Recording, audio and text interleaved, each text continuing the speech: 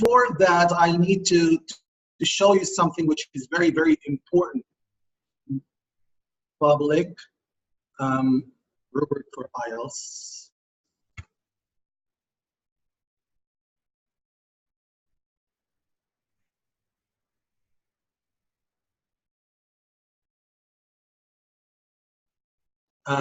Because many people have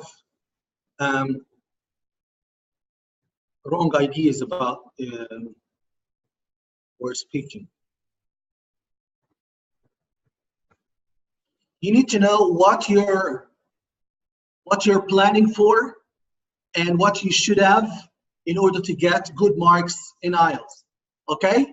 So how can I know that? You need to know how you are assessed, how you are evaluated, how the examiner evaluates you, assesses you. This is what you need to know from day one. Okay? I'll do something else with a minute.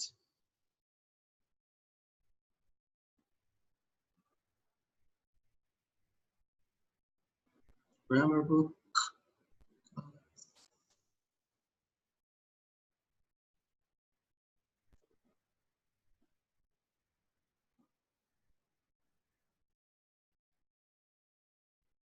So everything is ready right now. Let me start by sharing the material with you. This is the first thing I want to share with you, which is the rubric. What do we call rubric? Is how you assess. Now you want to get IELTS, or you want to take the IELTS. If you want IELTS for immigration or for studying abroad, you need to get C1. C1 is here. Can you find this? This is C1. 7 and 8. 7 and 8. 7.5. 7. 7 or 7.5 or 8. Type. What should I? This is the writing. This is the writing. Number one, task achievement. You need to cover all the points that he asked you to cover in the question. Then coherence and cohesion. Then lexical resources. Then grammatical range and accuracy. And this is what I'm gonna read, both of them today. In grammar, you need to, because some people, there is a very, very, very big and fatal mistake saying that grammar is not important at all. You can get very high score in IELTS without knowing grammar. You can be very good at speaking English without knowing grammar. And you can read posts on Facebook or on social media saying that أنا جبت 7.5 ولا 8 يا جماعة، أنا جبتهم من غير ما أذاكر جرامر، أنا ما أعرفش جرامر، واللي بيقول لك اللي لازم تعرف جرامر عشان تجيب درجة في الآيلتس ده ما يفهمش حاجة، أنا جبت مش عارف إيه. تقول له أنت كذاب. You're a big mouth. You're a big liar. Because here I believe in the rubric. I can believe the rubric and I can't believe you. I can't see your certificate. I can't see any evidence, but I have this evidence. Uses a variety of complex structure, produces frequent error-free sentences, has good control of grammar and punctuation, but may make a few errors. ده اللي هيجيب 7. يعني اللي هيجيب 7 ده ممكن يكون عنده يعني حاجات بسيطة، غلطات صغنطوطة قوي، يعني نسي كاما واحدة. حط السيمي كولن غلط، فلت منه كده حرف كابيتال، فلت منه واحدة اس بدل ما قال ميكس قال ميك. واحدة 2 3 ممكن يجيب 7. بيستخدم complex structure. ايه هي الكومبلكس structure اللي محتاجين نعرفه وهنعرفه ان شاء الله مع بعض. يعني ايه؟ يعني ايه الايرور فري sentences؟ يعني ايه control of grammar and punctuation؟ ايه هو البانكتويشن؟ مش البانكتويشن، ها؟ punctuation. طيب انت محتاج ايه في الفوكابولري؟ محتاج الفوكابولري انك تستخدم vocabulary to allow some flexibility. less common. شوف دي الكلمه دي يا جماعه اسمها ايه؟ بص اكبرها لك ايه؟ كبرتها لك ايه؟ less common lexical items with some awareness of style and collocation.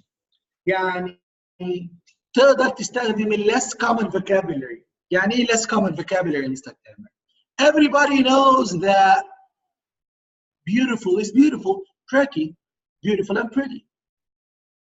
But not everybody knows gorgeous, stunning. لو انا قلت gorgeous وانت قلت beautiful انا هجيب سكور اعلى منك. اوكي؟ طيب يعني ايه collocation دي يا مستر تامر؟ لو انت قلت she does mistakes وانا قلت she makes mistakes انا هاخد سكور وانت هتاخد ماينس لان mistakes بيجي معاها make مش does. دي اسمها collocation. ايه الكلمه دي بتيجي مع الكلمه دي، الفيرب ده بيجي مع الناون ده، دي اسمها collocation. فدي الحاجات اللي انت على اساسها بتتقيم عشان تقدر تشوف انت فين. خلي بالك ده 7 اللي بيعمل كده. انت بقى فين؟ انت فين من 7؟ انت فين من 7؟ لازم تشوف عشان تعرف انت داخل التارجت بتاعتك ايه. طبعا احنا في الكورس بتاعنا ده عشان نكون واضحين تماما تماما تماما، الكورس ده كورس تأسيس الايلتس. يعني احنا هدفنا ان احنا نوصل هنا او هنا، بس مش في الكورس ده، الكورس الجاي. الكورس ده اسمه تأسيس الايلتس. يعني ايه؟ يعني حضرتك لو دخلت الايلتس دلوقتي حالا هتجيب 4 هتجيب 5. طيب هل كورس واحد يخليك من 4 تجيب 7 او 7.5؟ الاجابه طبعا big no, very big no. ليه؟ هقول لك يا سيدي. انا لما خدت التريننج في البريتش كونسل عشان ابقى سيرتيفايد ترينر في ايلتس، قالوا لي ايه؟ قالوا لي الابحاث بتقول ان انت محتاج 100 ساعه براكتس عشان تتحرك باند واحد. ايه باند دي يا مستر تامر؟ اقول لك يا سيدي، في الايلتس احنا عندنا 0 1 2 3 4 5 6 7 8 9. 9 هو الفول مارك، واللي ما بيجيبهاش حد يعني الا يعني ايه، يكون نيتيف سبيكر، وكمان من نيتيف سبيكر يكون عمل براكتس كتير وحاجات كتير قوي. ده الاعلى سكور. 9 في سبيكينج، 9 في ريدنج، 9 في رايتنج، 9 في الليسننج. ده اعلى سكور. وكل 9 ليها وصف هنا. يعني 9 في الرايتنج تاسك اتشيفمنت تعمل فيها ايه، الكوهيرنس والكوهيجن تعمل فيها ايه، اللكسيكال ريسورسز يعني الفوكابولري، الجرامر تعمل فيه ايه. انت دلوقتي ممكن تكون مستواك هنا او هنا 4 او 5. ده مين اللي قال الكلام ده؟ اللي قال الكلام ده البليسمنت تيست اللي انتوا عملتوه اول ما دخلتوا الكورس. قبل ما تدخلوا الكورس انتوا عملتوا بليسمنت تيست، وبعد ما عملتوا بليسمنت تيست مستواكم بيقول ان انتوا بين 4 و5. يعني احنا ممكن نبقى فين بعد نهايه الكورس؟ نبقى 6. بعد نهايه الكورس انت ممكن تشد حيلك والله تاخد كورس تاني. اوكي، عاوز تقول انا خلاص انا وقفت على رجليا واقدر اعمل براكتس مع نفسي، تقدر تعمل براكتس مع نفسك وتبقى هنا او هنا، بس مش اقل من 6 شهور من دلوقتي تفكر ان انت تقول انا هدخل الايلتس. طبعا كل مجموعه بقى فيها فروق فرديه، يعني في كل مجموعه هتلاقي في واحد سوبر او 2 سوبر. انا بتكلم عن المجموعه از جروب. يعني الافرج بتاعنا هنا، الافرج بتاعنا فين يا جماعه؟ هنا ما بين 4 و5. عشان ننتقل ل 6 محتاجين الكورس ده ان شاء الله عشان ننتقل ل 6. بعد كده ان شاء الله نشد حيلنا عشان نوصل ل7. ده بالنسبه للبابليك روبريك بتاع الرايتنج. يبقى اذا الجرامر مهم ولا مش مهم يا جماعه؟ اهو الجرامر اهو الجرامر. يبقى الجرامر ده بيتقيم على اساسه اي حد يدخل الايلتس، سواء كان في الرايتنج، ده بتاع الرايتنج او رايتنج باندز ديسكريبتورز. طيب لو جينا يا عمي هنا لو سمحتوا للسبيكينج، ده السبيكينج، هل الجرامر ليه علاقه بالسبيكينج؟ يعني انا وانا بتكلم سبيكينج ينفع اقعد اتكلم معاك كده اقول لك hey guys I want to tell you something واقعد اتكلم بقى زي ما بيتكلموا في الاغاني، ولا اتكلم proper English يعني اتكلم proper English ولا اتكلم كلام مصاطب؟ لا، لازم اعرف ان برضو في عندنا هنا، احنا دلوقتي في السبيكينج فين؟ ممكن نكون هنا، في بعض الناس هنا، بعض الناس هنا. طيب ايه هو ده يعني؟ يعني ايه 5 ده؟ تعالى شوف. بص يا سيدي، بالنسبه للفلونسي، الفلونسي اللي هي الطلاقه اللفظيه، انك تتكلم من غير ما تغلط، من غير ما تقف، وانك تربط coherence، انك تربط افكارك في بعضها. فتقول مثلا on one hand, on the other hand, unfortunately, actually, after that, then not only this but also that. So this is the coherence. So here بيقول لك هنا ايه؟ speaks ده اللي هو 7 speaks at length without noticeable effort or loss of coherence. يعني بيتكلم من غير مجهود، قاعد بيتكلم زي ما انا بتكلم معاكم دلوقتي خالص، مش حاسس انه بيعمل مجهود خالص جدا، وافكاره مترابطه مع بعضها، مفيش اي مشكله. ايه تاني؟ may demonstrate language related hesitation at time or some repetition and or self correction. يعني احيانا كده تلاقي العمليه معاك احيانا مره ولا مرتين من اللجلجه او يغلط غلطه فيروح مصلحها على طول. she likes to do this and that. وقال like بعدين قال likes، فهو اللي عمل الكوركشن، يعني ما عملش ميستيك، لا ده هو عمل ميستيك and he is aware of his mistake and he corrected his own mistake. Then range of connectives and discourse markers with some flexibility. يعني بيستخدم ايه؟ بيستخدم however, although, even though, etc. نيجي هنا بقى للفوكابولري، هتلاقيه بيستخدم ايه في الفوكابولري؟ use vocabulary sources flexibility to discuss a variety of topics. Uses some less common and idiomatic vocabulary. يعني بيستخدم برضه الكلمات اللي هي less common، زي قلت لكم من شويه، زي gorgeous بدل beautiful etc. So الكلمات اللي انت تعرفها اللي هي البسيطه لازم تستبدلها بكلمات ثانيه مش بسيطه. الكلمات اللي يعرفها ولد بيعرف يقول very big، ولد صغير كده في جريد 1، لو جبت عمر ابني في جريد 4 هقول له مثلا ايه دي، مثلا وصف لي يقول لي it's very big، لكن انت داخل الايس هتقول it's gigantic. لازم تقول كلمه مش كتير ناس تعرفها ومش كتير ناس بيستخدموها. اوكي، استخدم كمان ايه؟ idiomatic vocabulary، يعني استخدم idioms يعني when you like something you can say it's my cup of tea. When you say something, when you want to say that it's very easy, you can say it's a piece of cake, etc. So she hit the roof. Some expressions and idioms. Then if you go this side, this is grammar. Uses mix of simple and complex structure but with limited flexibility. May make frequent mistakes. ده ابو كام؟ ابو 6. يعني احيانا بيعمل mistakes، احيانا بيعمل mistakes، لكن لما تطلع فوق هنا عند 7 مش هتلاقي عنده ايه؟ mistakes الا حاجات نادره ابدا. تماما. يبقى الجرامر موجود ولا مش موجود؟ موجود.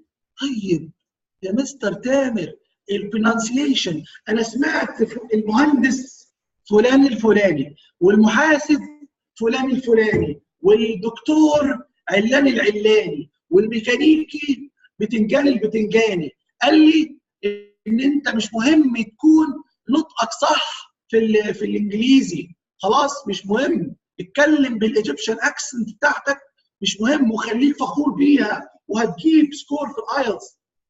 قول له لا، مش هينفع الكلام اللي انت بتقوله ده، عشان في حاجه اسمها عندنا ده الديسكريبتورز بتاع الايلتس اللي هو جاي من جامعه كامبريدج، يقول ايه؟ يقول ان انت عشان تجيب 6، ده 6 يعني ايه؟ يعني shows some effective uses but this is not sustained.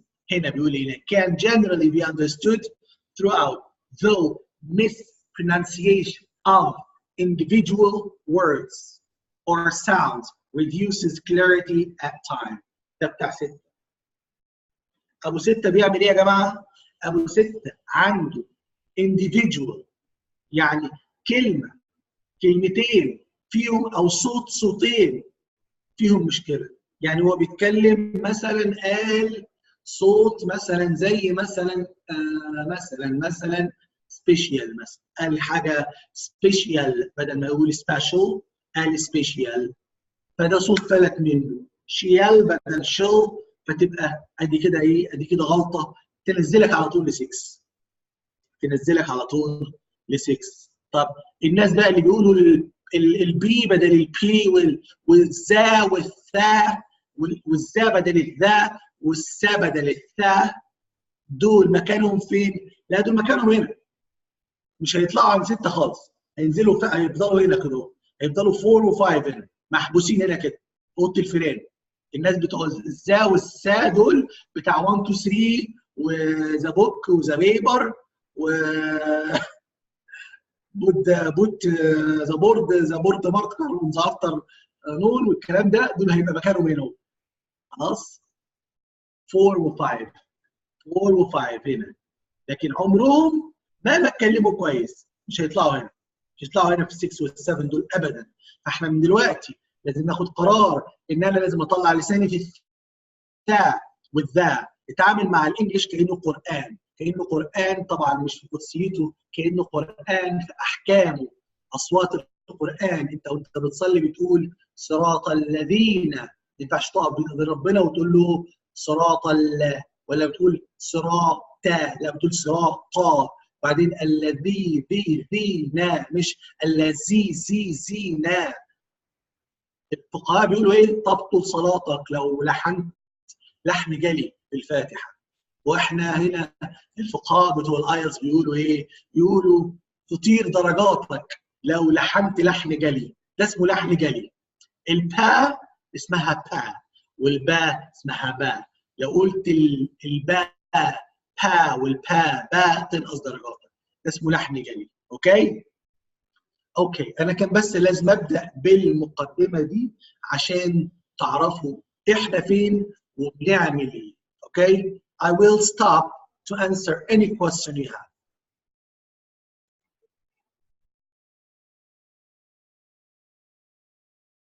لا 4 or 5 means band 4 or 5 يعني B، يعني B1 6 ل 6.5، من 5.5 ل 6.5 هو اللي B2 يا مسز رضا.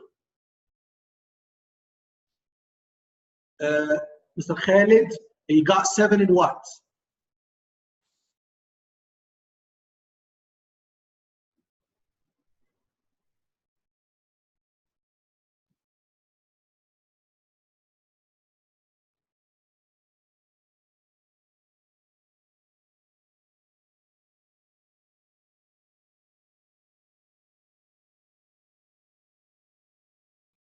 يا last test، ايوه اديني كل حاجه جبت فيها كام.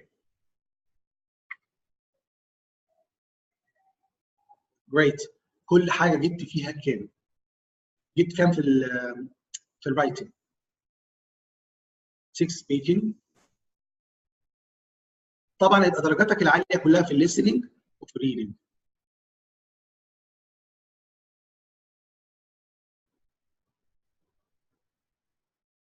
درجاته القليله هتبقى في السبيكنج والرايتنج اعتقد قبل ما تكتب يعني. طبعا هتلاقي جايب 8 في الليسننج و8 في الليسننج، 7 ريدنج و8 listening، صح؟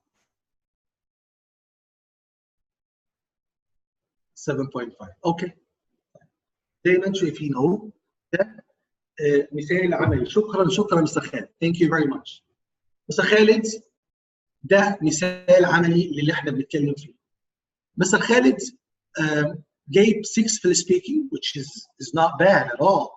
بس هو عاوز 7.5 او 7. What do you need? Why do you need the IELTS, مستر خالد؟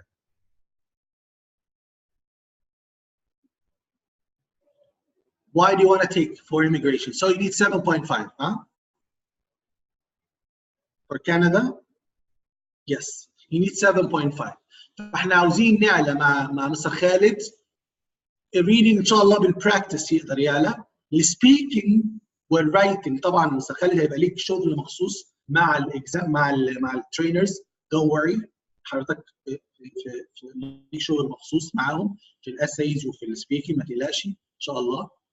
عشان ان شاء الله احنا عاوزينك بعد ما تخلص الكورس تدخل تاني ان شاء الله وتجيب اللي انت عاوزه باذن الله. بس يعني you need to exert a lot of effort. فان شاء الله برضه تكلمني بعد ما نخلص السيشن عشان نبلغ الناس. خلاص؟ لا مش تسيك والله بس رضا نفس الشيء. You have the same case. Don't worry. خلاص؟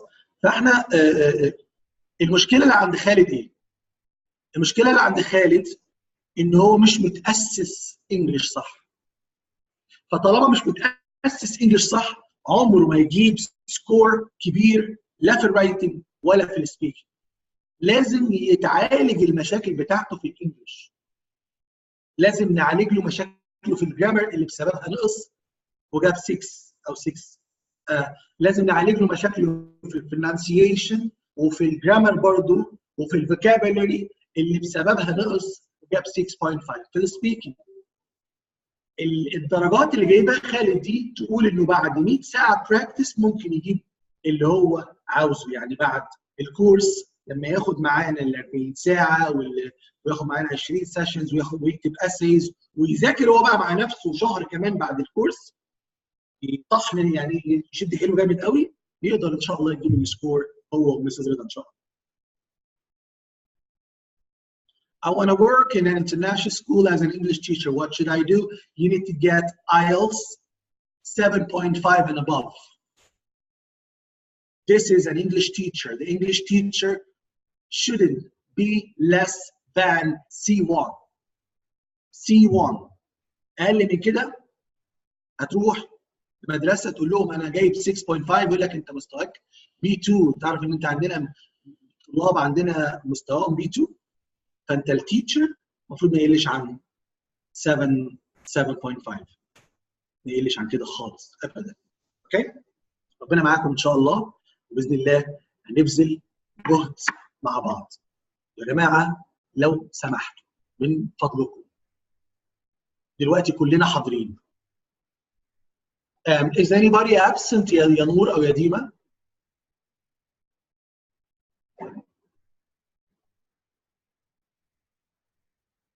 Is anyone absent?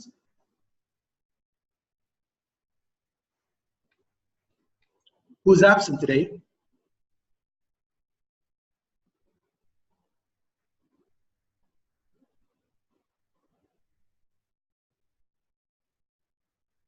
أحمد إمام وسماح.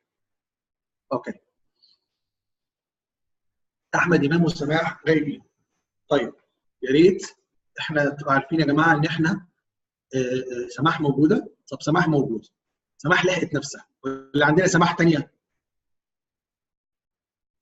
يس طبعا التيتشرز لازم ياخدوا اكاديميك، الاميجريشن ياخدوا الجنرال.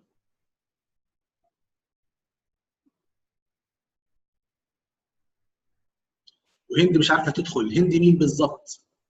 هند مرضي عشان كانت موجوده دلوقتي. هند انا كنت شايفها ولا هند مين؟ كانت موجوده هند دلوقتي كانت دخلت. شفتها اول ما دخلت. طيب حاول معايا تاني. طيب مش مشكله. هي لازم تفعل الصوت بقى وبعد كده تشوف المشكله بعديها بعد ما نخلص.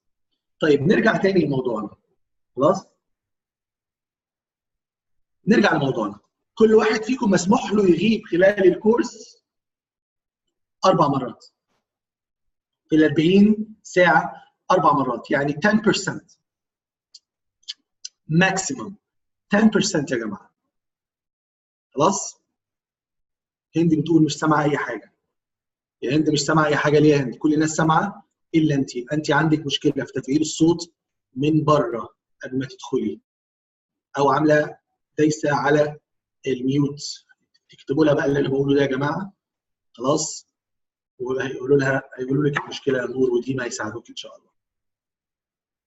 طيب معلش نرجع بقى ونشوف. معاك 10% من عدد الساعات بتاعت الكورسز ان شاء الله، هي بس اللي مسموح لك تغيبها.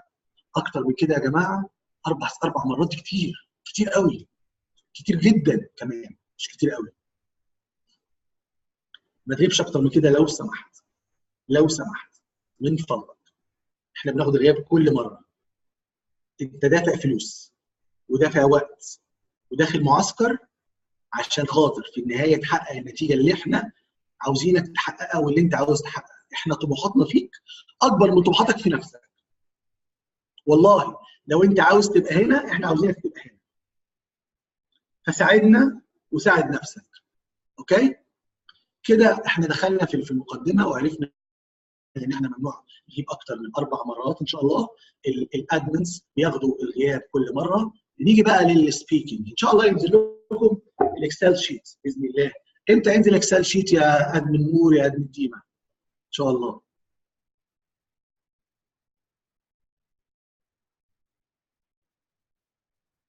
طيب يتم تجهيزه دلوقتي. طيب يعني within يعني 2 days كده مثلا ان شاء الله هيكون الاكسل شيت معانا. بس احنا هنرتب بس المواعيد عشان خاطر الموضوع ده بيعمل ربكه شويه، عشان نظبط لكم الدنيا بحيث انه اول ما تدخلوا تلاقي جدول. الجدول ده عباره عن ايه؟ عباره عن نيم واسمك، تكتب اسمك خلاص، وبعدين بتلاقي المواعيد. المواعيد متقسمه 4 خانات. 8 8 وربع 8 وربع 8 ونص. اختار الميعاد. تاني وقتك ربع ساعه، مش اقل مش اكتر. خلاص؟ لاخر الاسبوع. طيب خلاص مفيش مشكله. المهم ان هم لهم في ذمتنا 20 جلسه محادثه. يبداوهم بقى في نص الاسبوع في اخر الاسبوع. المهم ان احنا لينا في ذمتكم كام؟ 20 محادثه. اكتر من كده اقل من كده احنا مش هنسمح.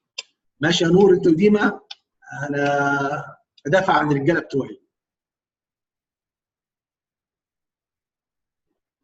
ماشي. ايوه. مش معنى بقى ان انتوا هتاكلوا لهم اسبوع فيقول لك خلاص راحت عليهم مرتين، لا. ايه الشغله؟ طيب ماشي. كله بالامان. طيب مش هاكل هم. لا تاكل هم. طيب. لا لا طبعا انت اعتذرت، احنا اعتذرنا، احنا ملزمين نعوض لك الوقت اللي احنا اعتذرنا عنه، او حصل اي مشكله عند الترينر تعوضوا لك في الوقت اللي يناسبك. لكن حضرتك اعتذرت، احنا مضطرين نقول لك اسفين، مش هنقدر نعوض لك السيشن. عشان كده لازم نلتزم. وانت بتختار، اختار الميعاد. يبقى عندك فرايتي، يبقى عندك فلكسبيليتي، يبقى عندك مواعيد كتير قوي في الاسبوع، يبقى عندك 5 ايام في الاسبوع ولا 6 ايام فيهم مواعيد، في عندك 4 5 ساعات في كل يوم ولا 3 ساعات في كل يوم. فانت عندك كم ميعاد بقى؟ عندك 12 ميعاد في كل يوم مثلا. الميت اختار لك واحد من ال 12 دول، واحد من ال 12 دول اللي انت شايف ان انت في الوقت ده دايما فاضي، دايما فاضي. خلاص؟ اهم حاجه اوعى تدخل تمسح ميعاد حد وتكتب ميعادك. تاني، اوعى تمسح ميعاد حد وتكتب ميعادك، هيبقى شكلك وحش. عشان هو بعد ما بيكتب الميعاد بتاعه بيعمل سكرين شوت ويبعته بسرعه للايه؟ للادمن، يقول لهم انا اخترت الميعاد ده. خلاص للمرصاد. خلاص خلي بالك اول ما تختار الميعاد صور، خد سكرين شوت وحطه ايه في الشات بينك وبين الادمن. خلاص عشان بس لو حد عمل بعد حد وبعت السكرين شوت بتاعته ولقينا ان ده باعت قبل ده يبقى شكلي مش حلو خالص خالص. اوكي. Are you ready with the grammar book? Are you all ready with the grammar book? Yes, Mr. Walid. Go ahead.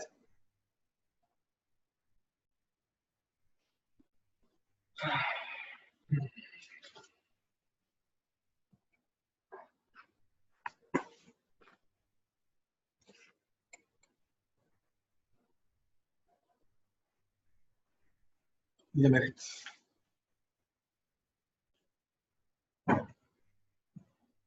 Yes. Go ahead.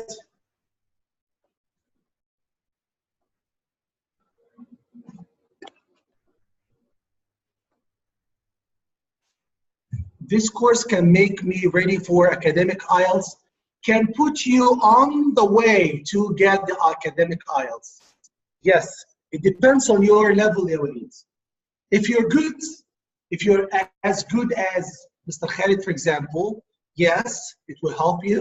We will give you everything you need for the academic IELTS. Don't worry.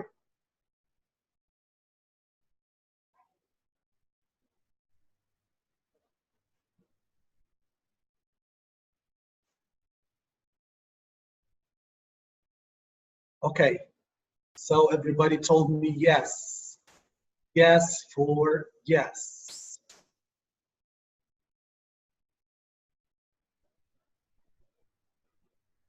This is the book.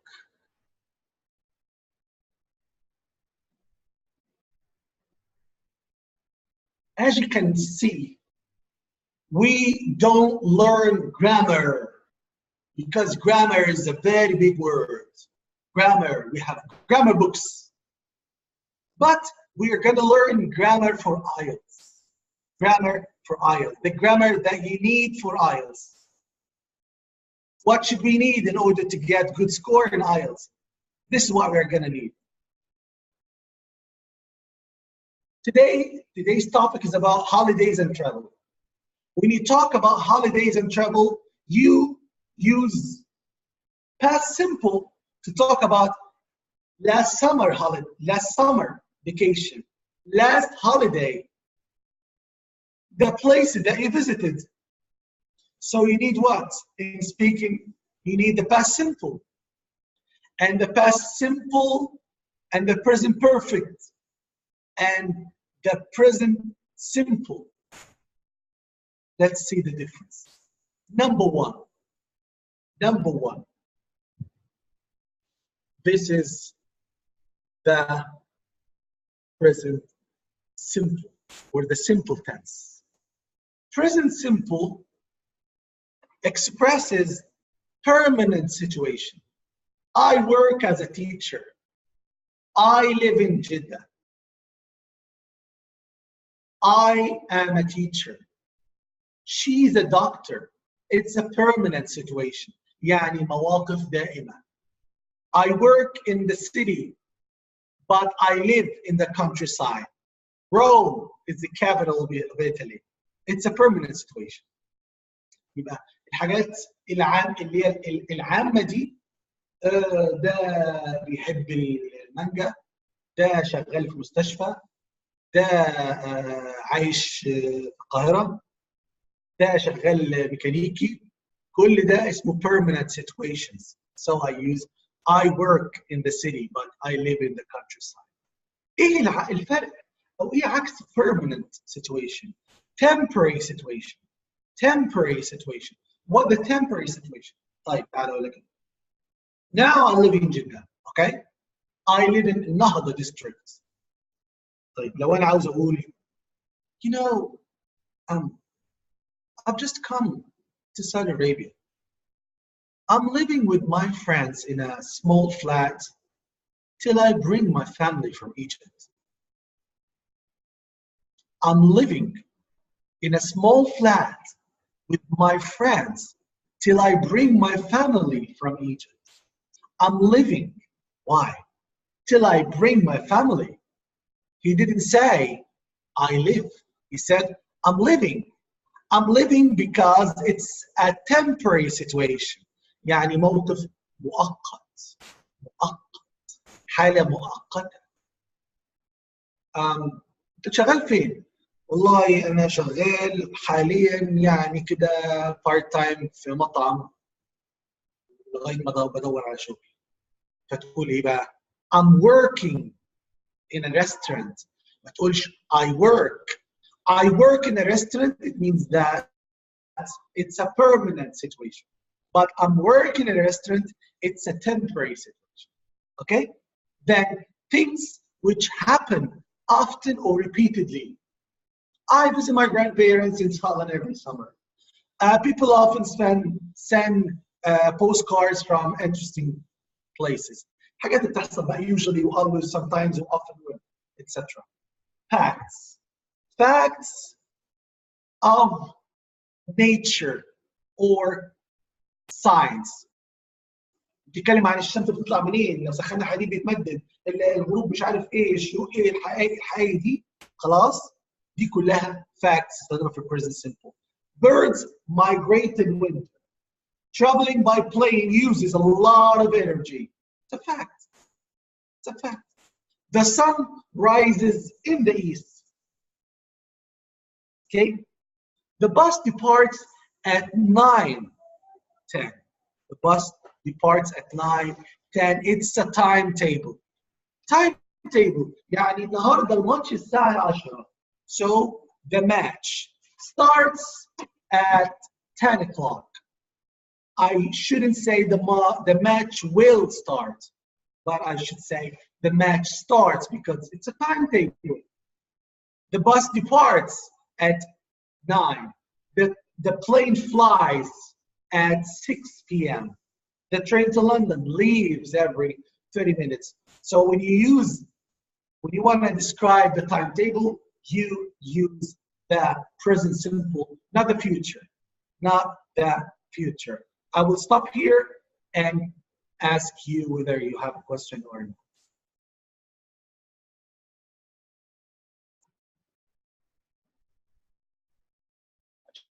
I have a problem with my neck.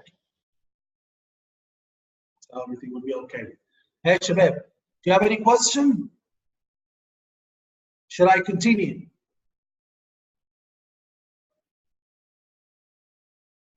Is it okay till now? Is it okay till now? Any question? Because when I share, thank you. Thank you. لما اسال سؤال انا عاوز الاقي 35 answers ولا ايه ده 25.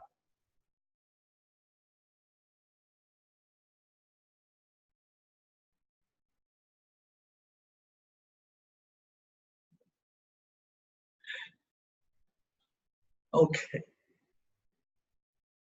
اصل معناه ان مفيش حد بيكتب، معناه ان الناس نايمه وانا مش عاوز حد ينام.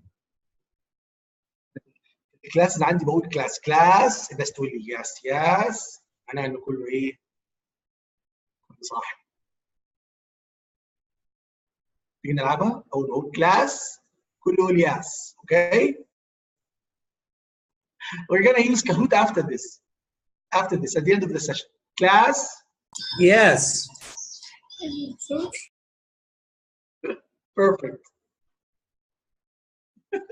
Class.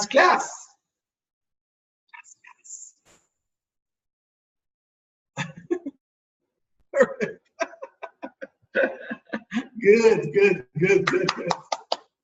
Good.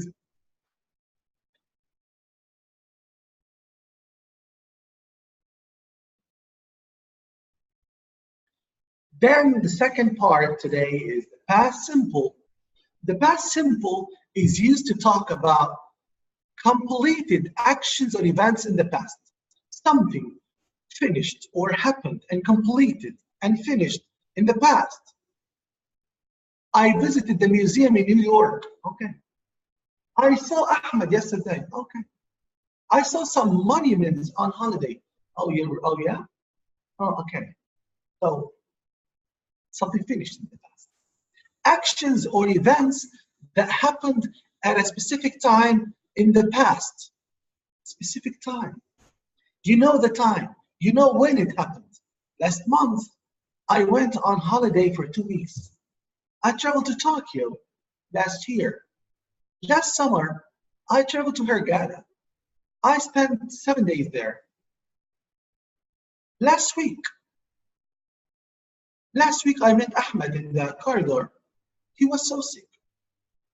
So actions that happened at a specific time in the past. يعني الوقت معروف اهو. Yesterday, last year, 2 weeks ago, last month. Things which happened often or regularly in the past. It means a habit in the past, or something was a habit in the past. We usually went, or we always went on holiday to France when I was a child. It means we used to go on holiday to France when I was a child. So I can use used to plus the verb 1, or you can use the past simple. Okay? Every summer, I spend the school holidays with my cousins. Every summer, كل صيف, I spend the school holidays with my cousins. يعني كنا متعودين نقضي اجازة الصيف أو اجازة المدرسة مع ولاد عمي. I can say I spend the school holidays with my cousins, or I can say I used to spend the school holidays with my cousins. So number 1, completed or finished, complete action in the past. Number 2, actions that happened in a specific time in the past. Number 3, repeated action or something that happened often or regularly in the past, like a habit in the past. Any question here? Do you have any question? Class?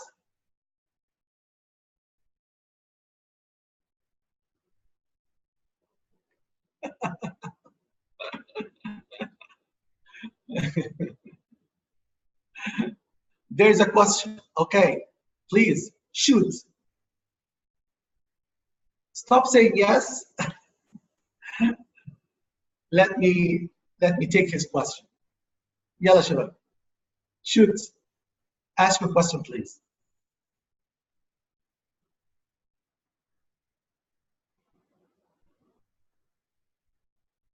Who said that there is a question?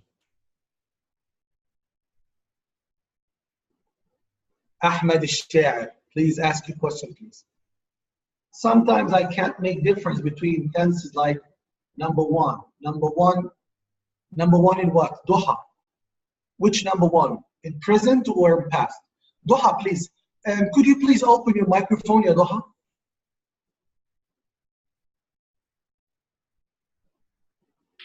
Hello, teacher.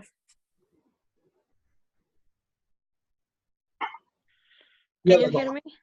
Duha, I can hear you now. Please start again.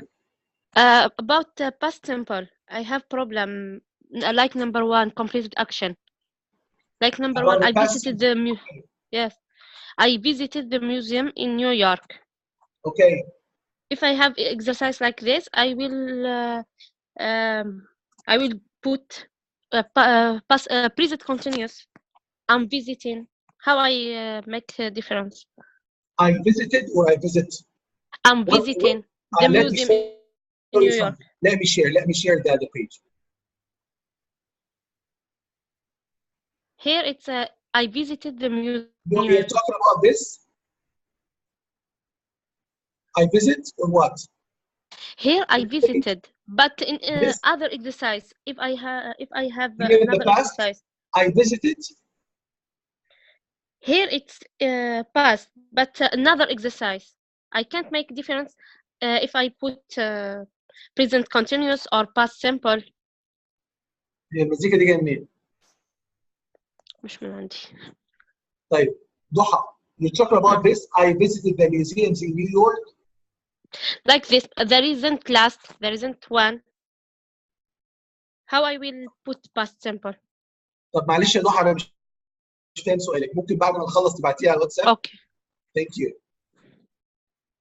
اذا تسمح لي دكتور كل ايه في الميكروفون يا جماعه بتاعنا لو سمحت. مراد ايه في الميكروفون يا مراد؟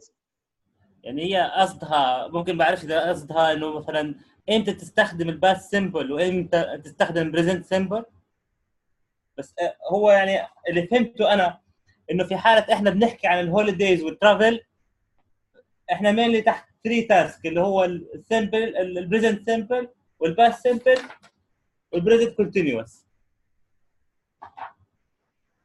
الجرامر. ثانك يو مراد. ثانك يو فيري ماتش. Please شباب close your microphones please. انا هلا مثلا Thank you. لحظه شوي دكتور. احنا عشان في البدايه قلنا ان احنا بنحكي عن الجرامر للايلتس، فاذا انا بحكي عن الهوليدي اند ترافل اوكي. So مراد please close your microphone I will talk to you after that. نعم. Close your microphone please. هيك واضح؟ لا لو سمحت اقفل الميكروفون لو سمحت. قفلنا.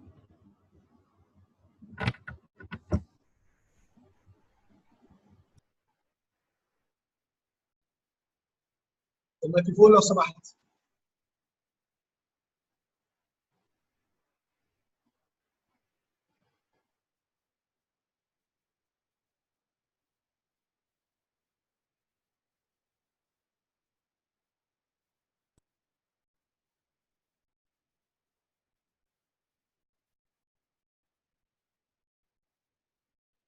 انا مستني مراد يقفل الميكروفون عشان انا ما قلتش لمراد يفتح الميكروفون اصلا.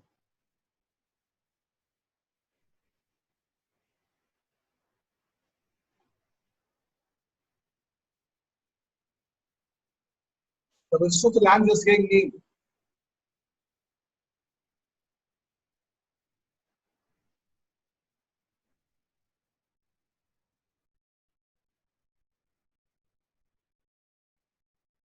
طيب اوكي ثانك يو.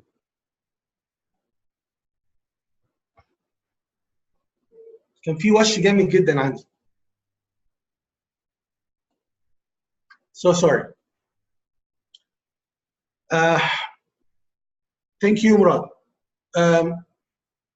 You want to tell me that what the difference between the present simple and the past simple طبعا الفرق بينهم من بعض. Sorry to say that there is no point to have this kind of confusion between the present simple and the past simple. The present simple, you're talking about something happens repeatedly, or something happened occasionally, or something happened in the present. But the past simple is something finished, happened and finished, happened and finished. وانا ده اللي انا فهمته. لو في حد يعني محتاج يعني عنده لسه سؤال تاني يقدر يبعت لنا. هنعمل جروب يا نور ويا ديما للاسئله. جروب للاسئله بعد كل سيشن نبعت السؤال اللي احنا عاوزين نقوله خلاص عشان الاجابات تكون عندنا. How can I differentiate between third case in past every summer and second in present?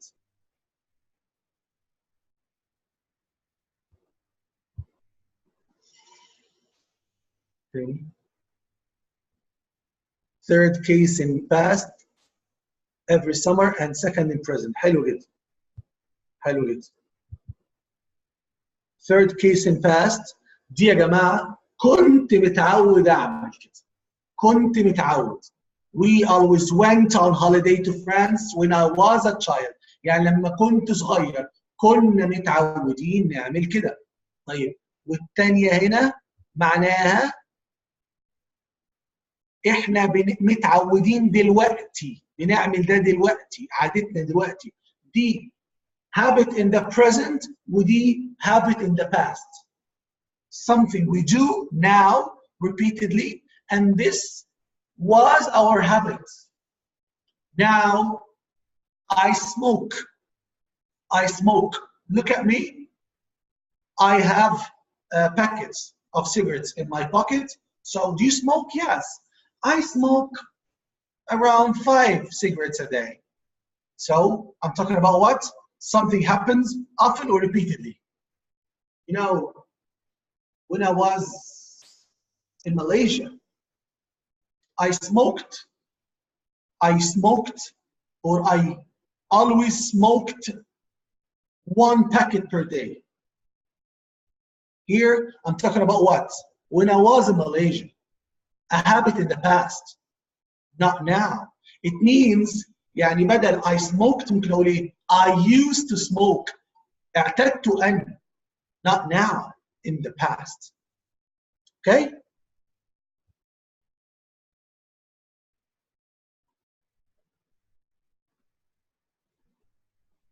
يعني نعرف زي المثال.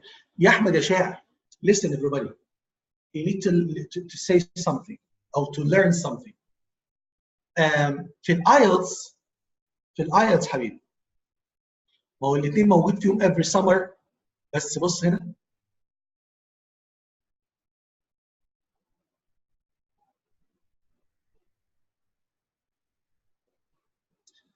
انت يا حبيبي لما بتتكلم انت اللي بتقول والسياق اللي بتقول في اذا كان ده تعبير عن الباست ولا عن البريزنت. احنا مش بنعلمك انجلش عشان ثانويه عامه.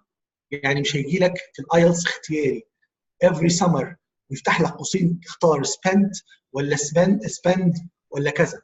ده مش هيجي لك في الايلتس. الكلام ده انت هتستخدمه في السبيكينج او في الرايتنج. فالسياق اللي انت هتستخدم فيه الكلام ده في الباست هيبقى صحيح، والسياق اللي انت هتستخدم فيه الكلام ده في البريزنت هيبقى صحيح. ف يعني ما تصعبش الامور على نفسك. خلاص؟ لو انت شايف ان هنا في مشكله او مش قادر تتقبلها، قول بدل I spent قول every summer I used to spend the school holidays with my cousins. كده الدنيا تبقى بسيطه بالنسبه لك وما تتلخبطش. يعني وانت when you speak or when you write, instead of saying I spent, say I used to spend the school holidays with my cousins every summer. Okay? لسه برضه العمليه واقفه معاك؟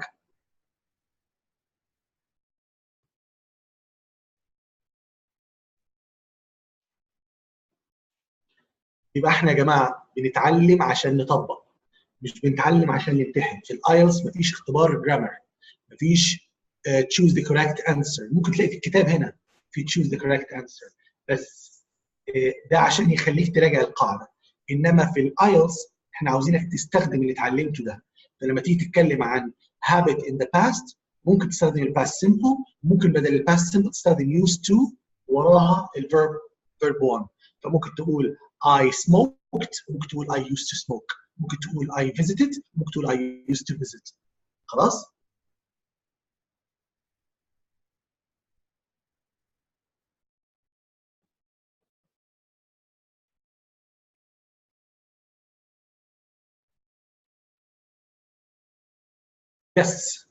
Yes.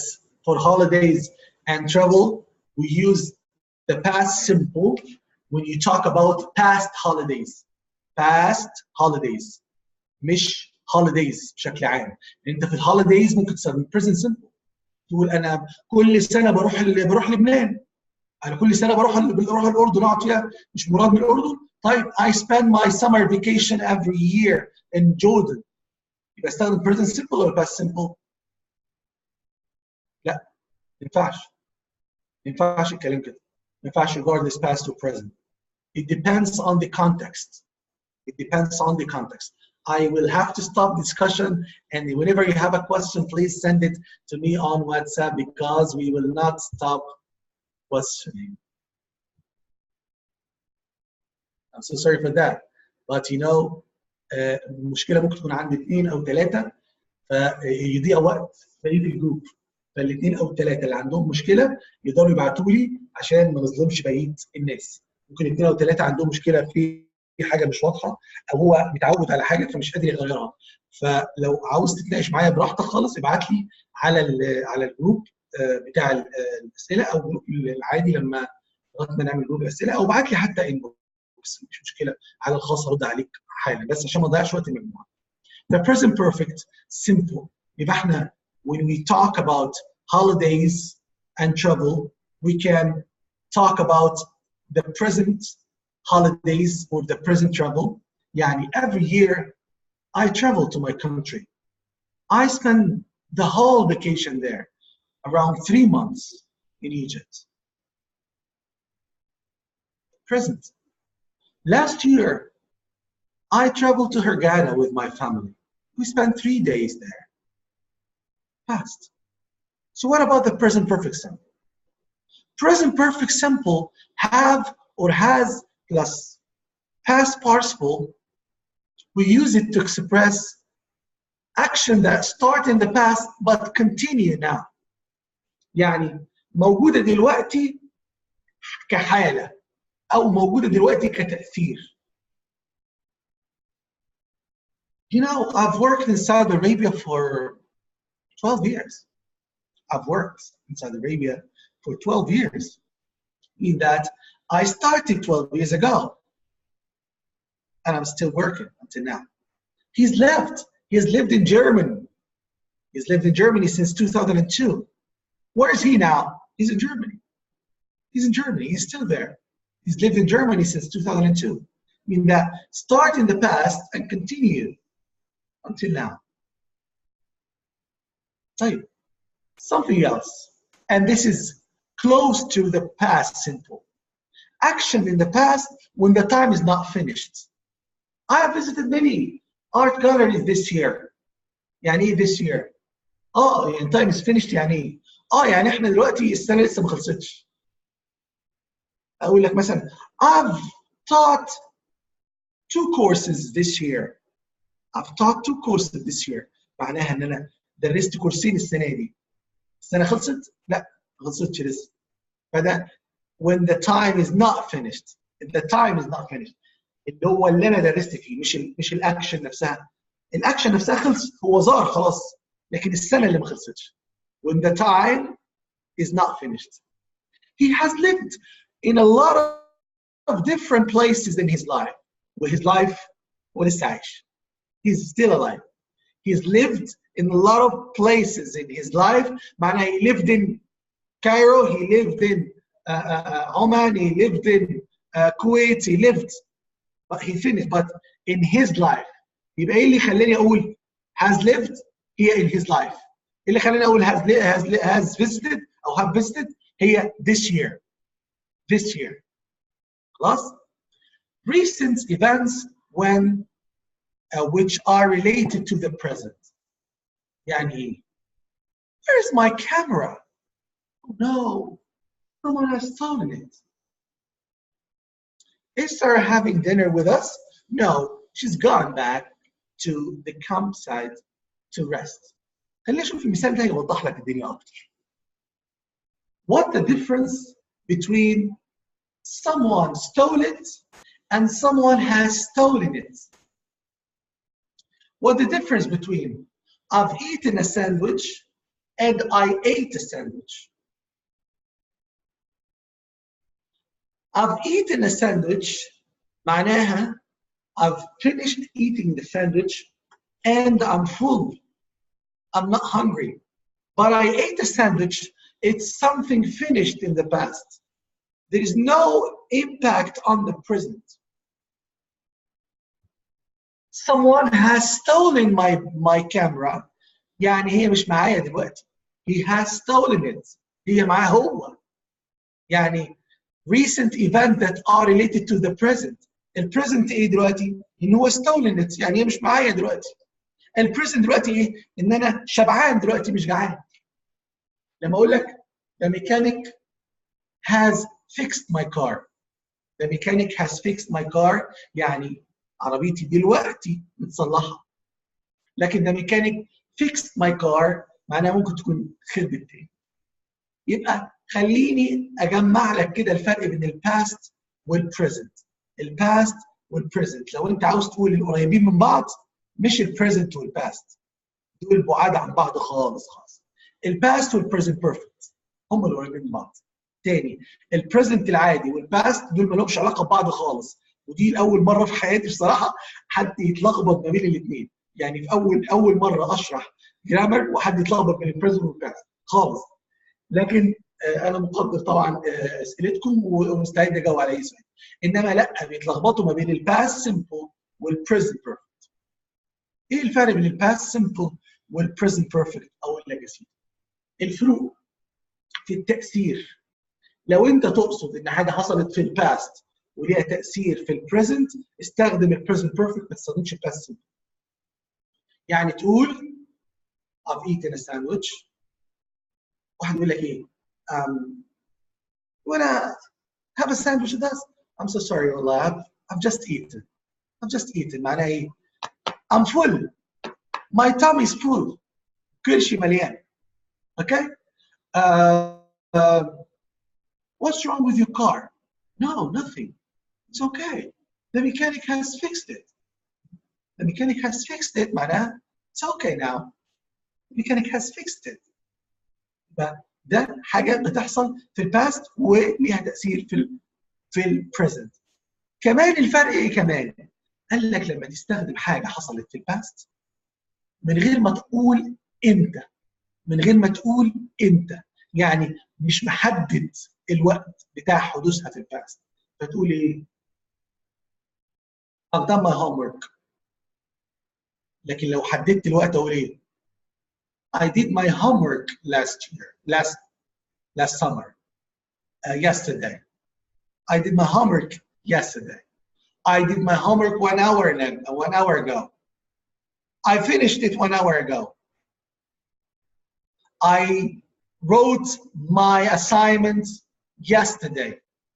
طالما قلت yesterday, ago, last summer, أي حاجة من الحاجات اللي بتعبر عن in 1999 تستخدم past simple. لكن لو استخدمت بقى كلمات زي since وزي for استخدم ال present perfect. Okay? This is the difference between the past simple and the present perfect. يبقى past simple, something finished in the past, has no relation to the present. The present perfect, something finished in the past, but it has an effect on the present. ليها تأثير على الحاضر. Let's start practicing for this. Now, احنا عاوزين نجاوب from 1 to 6. Use present simple, past simple, or present perfect simple and finish the sentences. Decide which rule matches the meaning. Forget about the rule. ما تكتبوش حاجة في الرول هنا. خلاص؟ عاوزين بس نستخدم هنا ال verbs. The sun often in Morocco. It's late where? What time? John, the world, cruise ships. Please write from 1 to 6. ما تكتبليش واحدة بس. اكتب الستة في مسج واحدة. Do you need to look at the book here? Do you need the screen?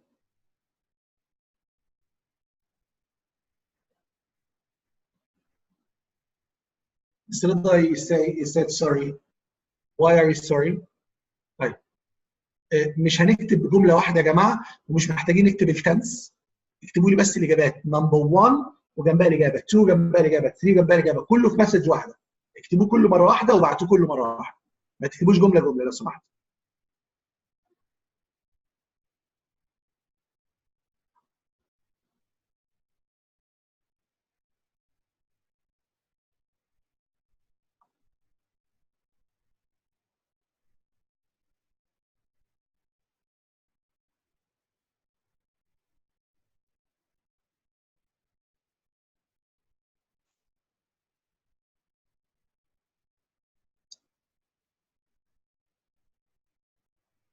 طيب انت خالد لو سمحت المره الجايه من فضلك لازم يكون معاك الكتاب يا اما مطبوع يا اما في اللابتوب قدامك.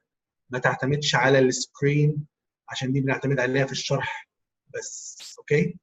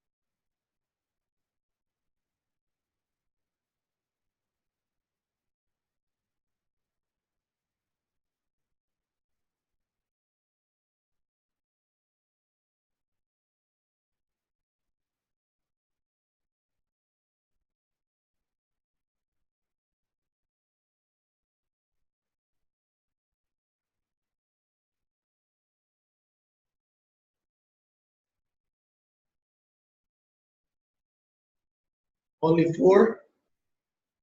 four answers. You have only 1 minute. I will stop sharing the book after 1 minute.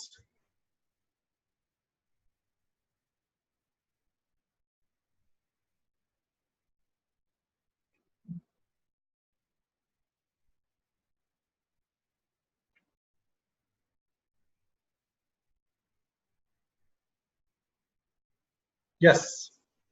So let me see.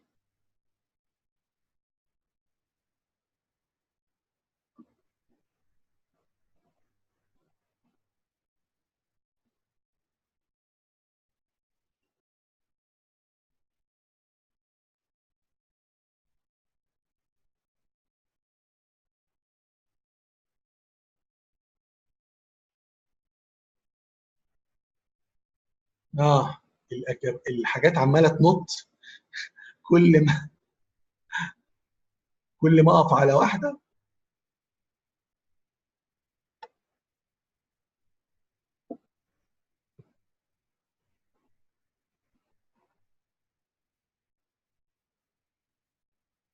Okay. So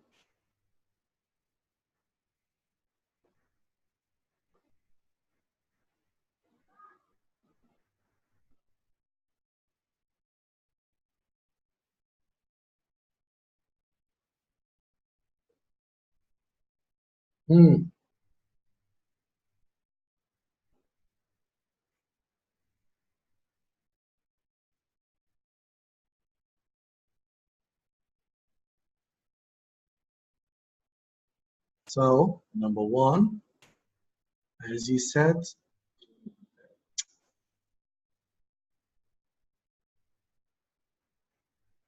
very good. خلاص. أنا مش عارف أتابع. كل واحد في وقت واحد. طيب. Okay. Okay. Now I will say the answers and you check. Check your answers. Check your answers. Number one. Number one, shines. Number one, shines. The sun often shines in Morocco. Okay. It's a fact. Okay. Number two. It's late. واحد داخل كده خلاص فامه بتقول له الوقت متاخر. انت كنت فين يا منيل؟ يبقى ايه؟ Where have you been? Where have you been? كنت فين؟ خلاص؟ أو it's late. Where have you been? Or where did you go? Or where have you gone? Okay? كل دول ينفعوا. يبقى أقول where have you been؟ أو أقول مثلا where have you gone؟ أنت رحت فين؟ خلاص؟ الوقت متأخر. أنت رحت فين يا منيل؟ أوكي؟ تمشي برضه. Number 3. او في واحد حللها وانا برضو معاك الوقت متاخر انت رايح فين؟ اوكي I agree with you. تمشي برضو. Where are you going؟ تمشي برضو. الجمله هنا تمشي كل دول.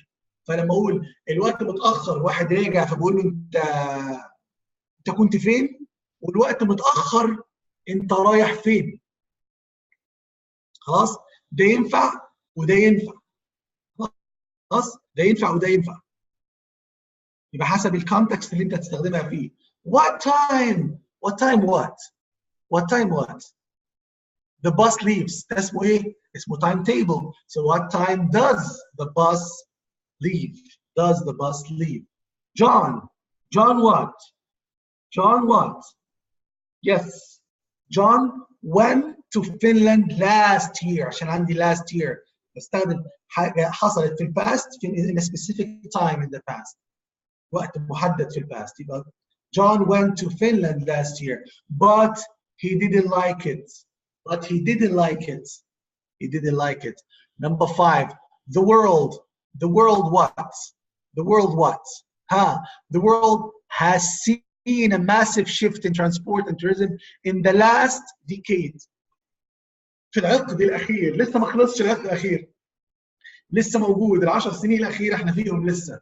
يبقى has seen a massive shift in the transport and tourism in the last decade. Okay. وبعدين number 6. Number 6, cruise ships crossed the Atlantic with the majority of people before air travel became so affordable. So affordable. يبقى دي كمان هي ال past simple. crossed. خلي بالنا لما نيجي تنطق كلمة cross حطيت لها ED فنطقتها ايه؟ نطقتها crossed. crossed. لما اقول انا بوست ابني فاقول I kissed my son. kissed. ما اقولش kissed. الاي دي بعد الاس بعد الس تتقال ت. نفس الشيء بعد الك تتقال ت. فاقول she liked. she kicked the ball. she kissed her son. Okay. So number 1 shines.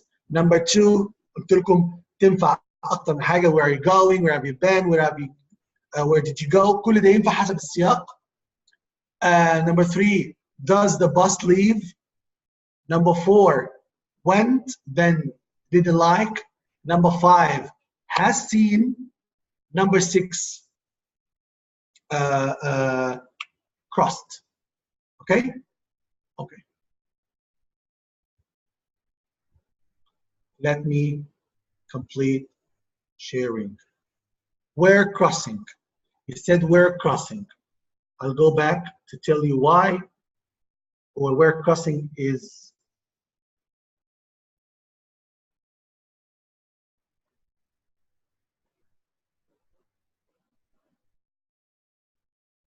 لا.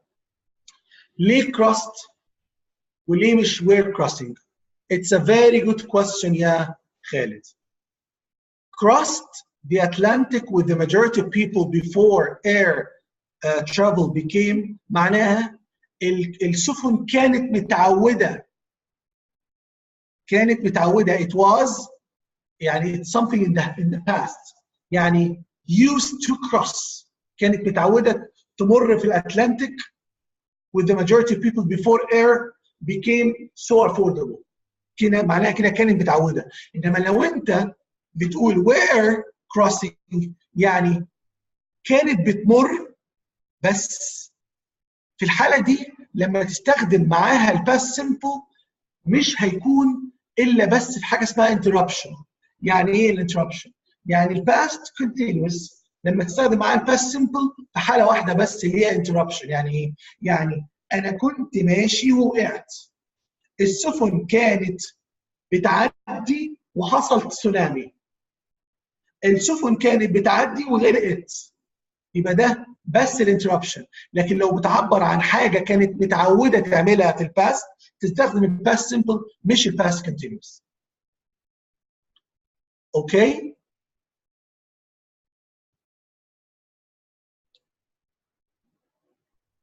يس. had crossed had crossed. حلو قوي الكويستشن ده. had crossed. حلو السؤال. نرجع تاني هنا ونعمل شير لهاد crossed. had crossed احنا هناخد ان شاء الله ده بعدين، بس الباست بيرفكت، الباست بيرفكت خلاص. والباست بيرفكت عشان القاعده بتقول ان طالما عندي بيفور يبقى قبلها باست بيرفكت وبعدها باست سمبل. تمام، مش مشكله خالص. انما لو كان الفتره الزمنيه ما بين يعني حاجه حصلت في الباست وخلصت خلاص، حاجه حصلت في الباست وخلصت وبينهم فتره زمنيه معتبره، تستخدم الحدث الاول باست بيرفكت والحدث الثاني باست سمبل. مش عاوز اشرحه دلوقتي قوي، خليني لما ادخله. بس هنا بيقول ان دي انتهت لما دي حصلت، لما كانت متعوده، مش معناها حصل وانتهى. هنا دي معناها كان معتاد ان يفعل ذلك، كان معتاد ان يفعل ذلك في الباست. السفن كانت متعوده، مش معناها السفن خلصت او عبرت وبعدين حصل كذا. يعني مش معناها ان السفن عبرت الاطلنطي وبعدين الاير ترافل اصبح افوردبل. لو استخدمت الباست بيرفكت معناها كده، معناها عبرت بعدين ده حصل افوردبل. لا، انا عايز اقول كانت متعوده تعدي من الاطلنطي، بعدين قبل ما الطيران يبقى افوردبل. خلاص. المعنى الثاني لو انا عاوز اقول الباست بيرفكت هنا، هقول كده معناها ان السفن عدت الاول وبعدين الطيران بقى افوردبل. لا، احنا مش عاوزين نقول كده، احنا عاوزين نقول السفن كانت متعوده تعدي قبل ما الطيران يبقى افوردبل. في الحاله دي هنستخدم باست سمبل مش باست بيرفكت.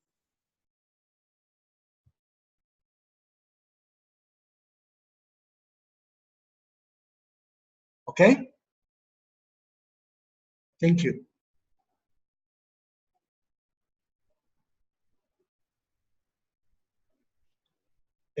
Any other question? طيب. أنا ملاحظ have crossed. لا، have crossed يا سوسن present present perfect ما تستخدميهاش مع الباست سمبل إلا لو كان في سنس بقى.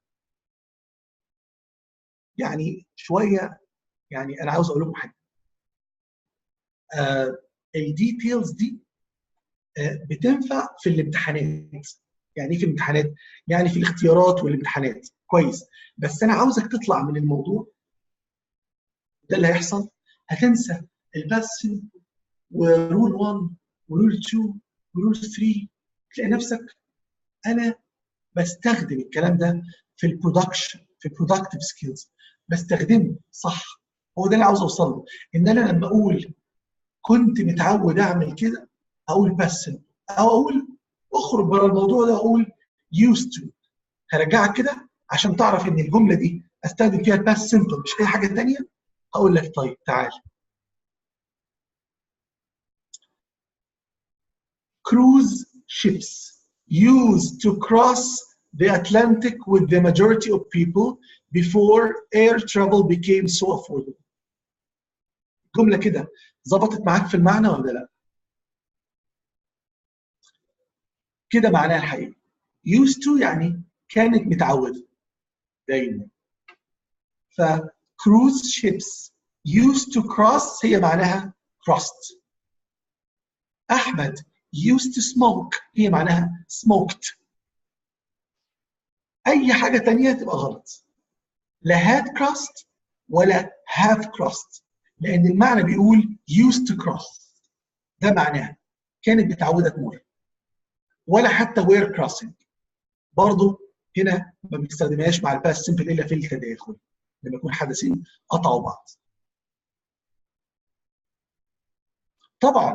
طبعا it needs practice. صح، it needs practice.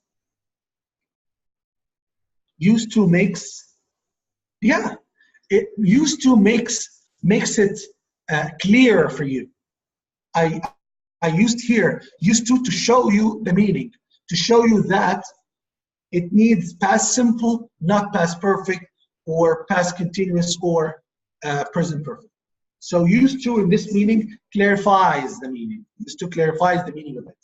So if you want to make sure that It's past simple, not something else. Use used to instead. Okay?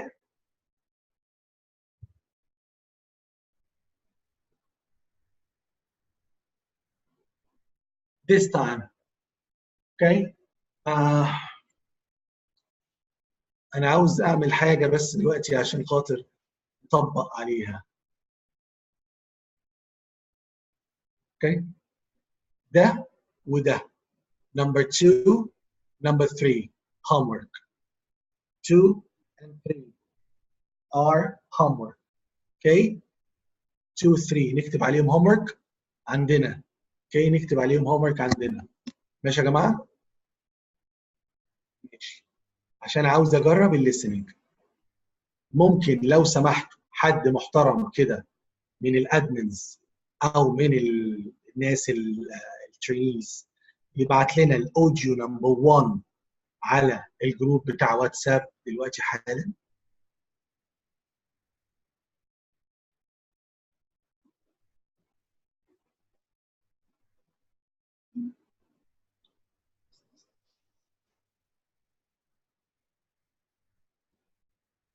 بيج اهو البيج اهي بيج سوري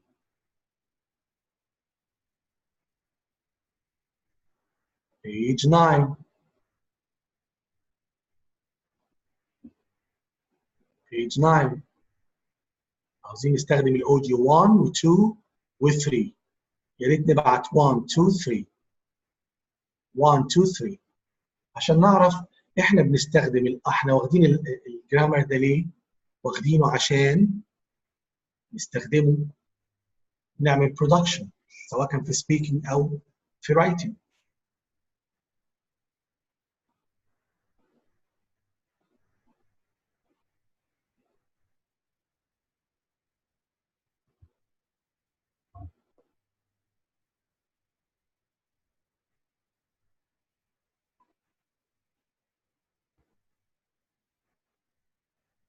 يا جماعه اتاكد بس ان انتوا بعتوا الاوديو موجود ولا لا.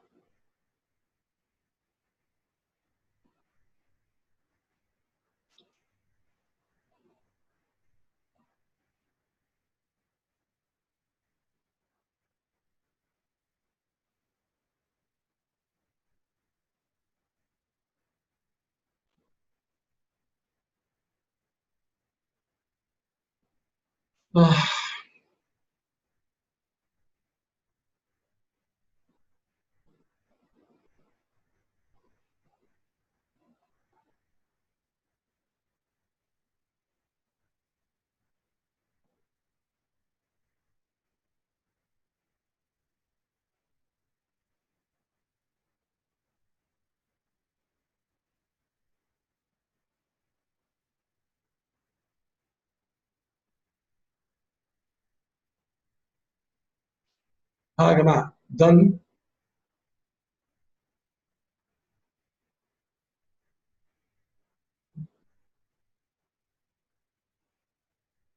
هو ايه؟ او ماي جاد يا نور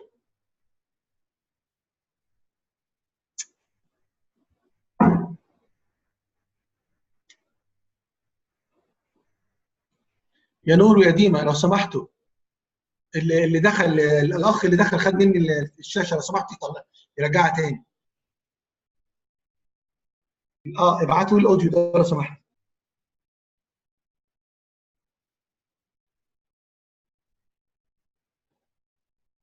ابعتوا لي الاوديو لو سمحتوا 1 2 3. ضحى ثانك يو يا ضحى. ثانك يو فيري ماتش ضحى. ثانك يو. خلاص ضحى بعتت يا جماعه.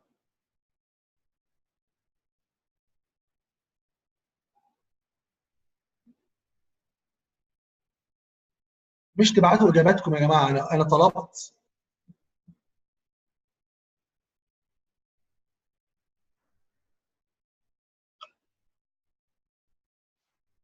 طيب عشان بس الدنيا لسه عاوزه تتظبط دلوقتي يا جماعه عشان دي اول مره. لو سمحتوا يا جماعه ما بنبعتش اجابات على احنا بنبعت بنبعت الاوديو خلاص احنا بنبعت الاوديو من باب المساعده، لكن احنا لازم نشوف حل عشان نكون مستعدين للكورس يا جماعه، عشان ما يحصلش لخبطه كل شويه. حضرتك مسؤول عن انك يكون عندك لابتوب تتابعنا منه، عشان خاطر في احيانا ببقى عاوز اعمل حاجه ثانيه، عاوز اشوف الاسئله اللي جاياني منكم، فلازم الغي الشير، فاجي الغي الشير تقول لي انا مش شايف السؤال. طب انا ما لازم اشوف الاسئله بتاعتكم، انا ما ينفعش يا اعمل ده يا اعمل ده. هو لابتوب واحد عندي، فلازم يكون عندك لابتوب تتابع منه الاسئله، تتابع منه الشرح.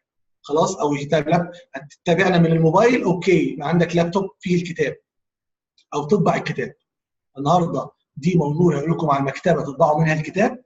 خلاص، عندك مطبعه في البيت او سوري برينتر في البيت، طبعه في البيت تطبع فيها، مش عندك الا ده ولا ده، تتابع السوفت كوبي من على اللابتوب. ده امر منتهي. تاني حاجه الاوديو، لما نقول شغل الاوديو تشغله انت عندك، مش عشان ما يحصلش ان احنا نفضل قاعدين مستنيين 5 دقائق لما حد يبعت على الواتساب جروب، لازم تشغله انت من عندك من على اللابتوب بتاعك او من على الموبايل بتاعك. خلاص يا جماعه، فيا ريت المواضيع دي كلها احنا يعني لما عملنا الاورينتيشن سيشن المره اللي فاتت فوضحنا الامور دي كلها. الوقت بيروح كبير جدا، الوقت ده بتاعكم. تاني المره الجايه يا معاك نسخه كتاب مطبوعه، يا معاك لابتوب بيتابع منه في شرح الكتاب غير الموبايل اللي انت بتسمعنا منه. تاني لازم يكون الاوديو بتاعك جاهز، عشان خاطر ما نضطرش نستنى نبعت كل ده على الايه؟ على الجروب، وناس تبعت اجاباتهم وناس تبعت بالغلط وهكذا. خلاص؟ يا ريت يا جماعه لو سمحتوا. دلوقتي الاوديو موجود ولا مش موجود؟ الاوديو لازم تسمعه اثناء السيشن يا امين.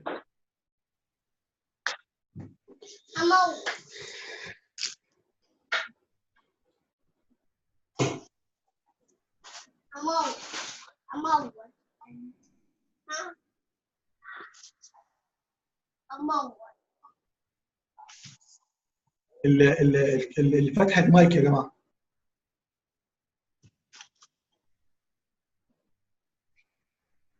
اوكي طيب، معلش اول مره النهارده بنتعود، وان شاء الله كل حاجه هتبقى تمام.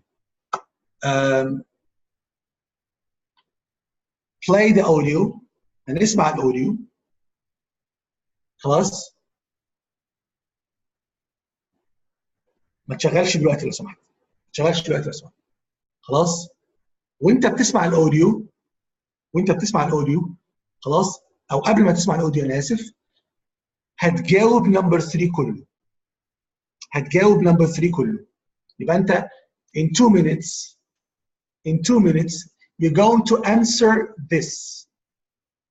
هتجاوب ده لوحدك، وبعد ما تجاوب لوحدك you're gonna play the audio to check your answers. Again, audio number 1, you will play it after you answer this from 1 to 24. يبقى انا عندي، معلش انا قلت الاثنين دول هوم ورك، خلي بس نمبر 2 ولا هوم ورك.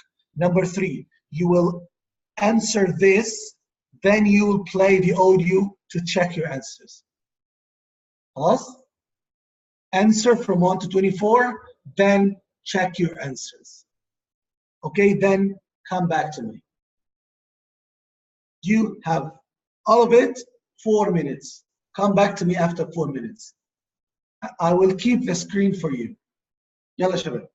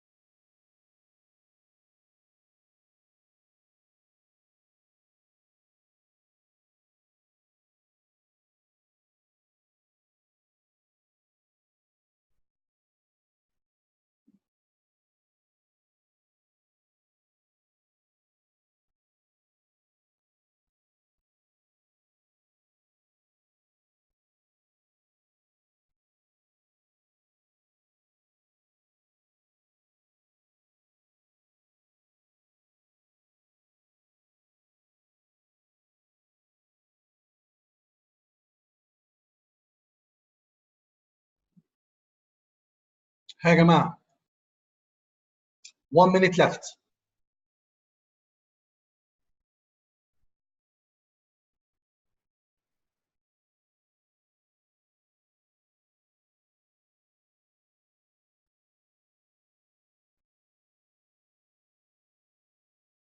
I'll say the answers, no problem.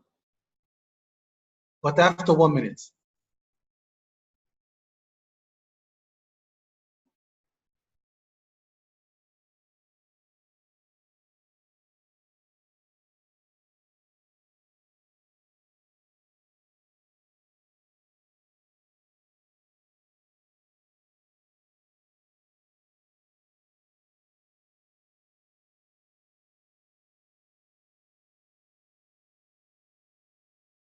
The answers are, number 1, do you live? Number 2, come. 3, have lived. 4, moved. 5, do you. 6, live. 7, do. 8, live. 9, share. 10, goes. 11, do you like? 12, love. 13, arrived.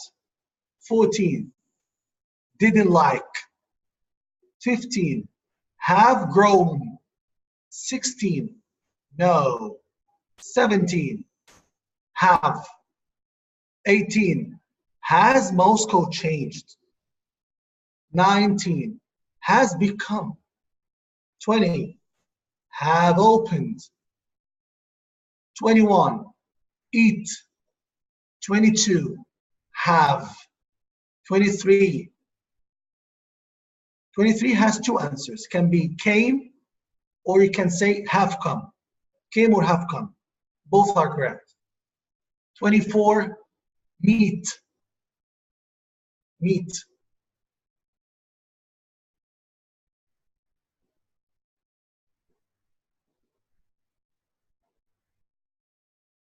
Okay, everybody? How many mistakes did you have? How many mistakes did you have?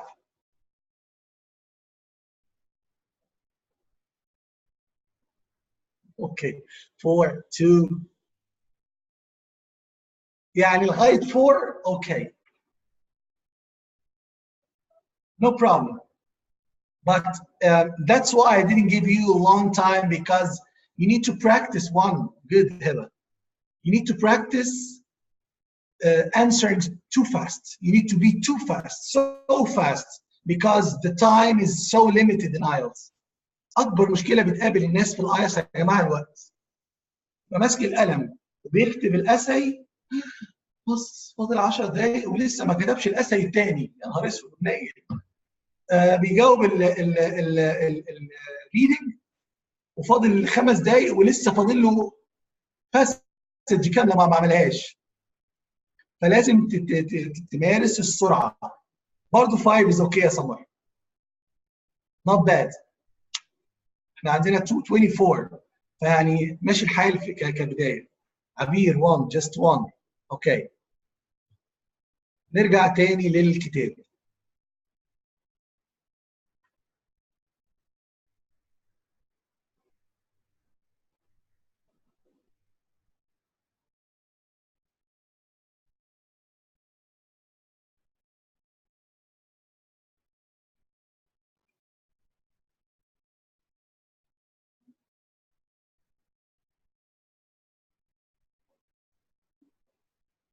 This one will be homework. Number 4, answer the questions yourself and try to give as much information as possible. And this also, the audio number 2 and 3 are homework, because I need to have time for Kahoot. Are you sleeping now?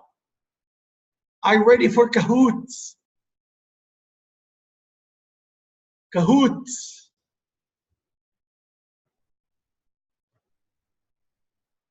Who's ready for Kahoot? Class.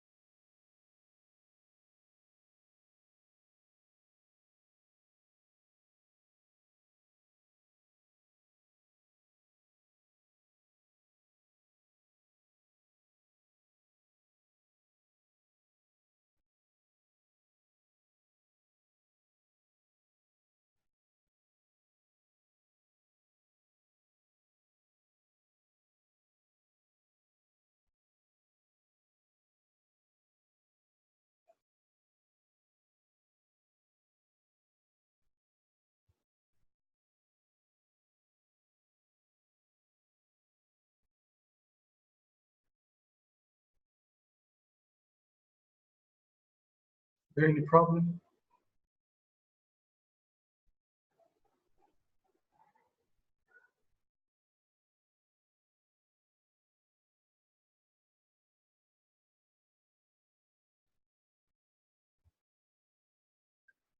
مش عارف ليه انا مش عارف ارجع. What happens؟ في حاجة حصلت غلط. ايه الغلط؟ لازم اعرف ايه الغلط. لازم اعرف دلوقتي حاجة.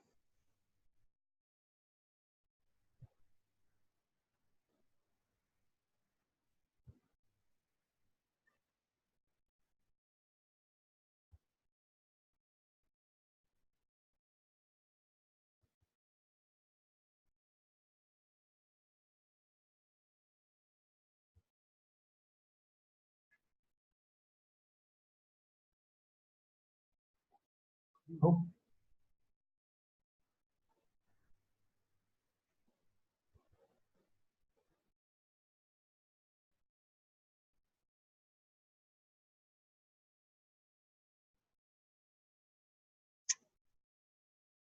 مش عارف افتح الصفحة منكم.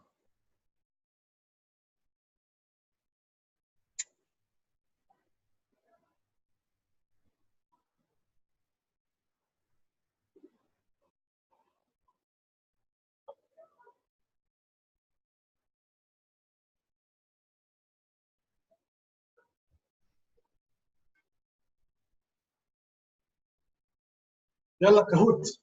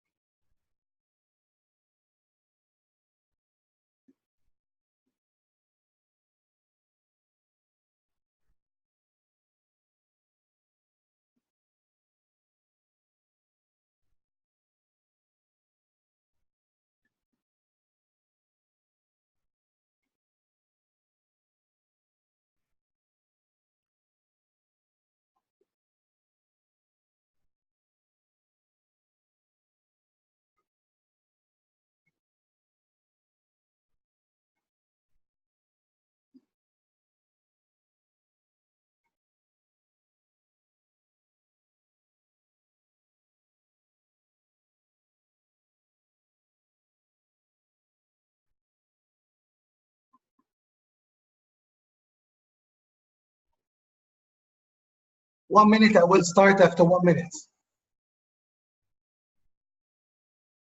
خلي بالكم يا جماعه احنا مش محتاجين ننزل ابلكيشن.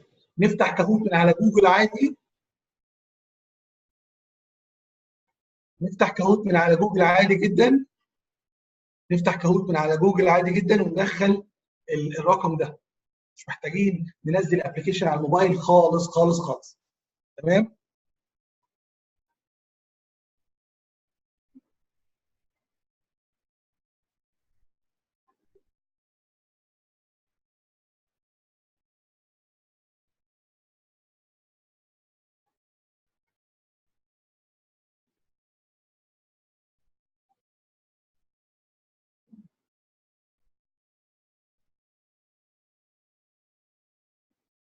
طيب ممكن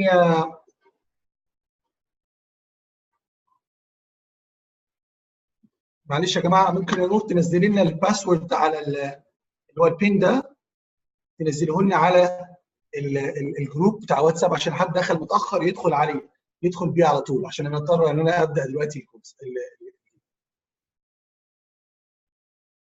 يلا فاست، احنا عندنا 23 questions. يلا.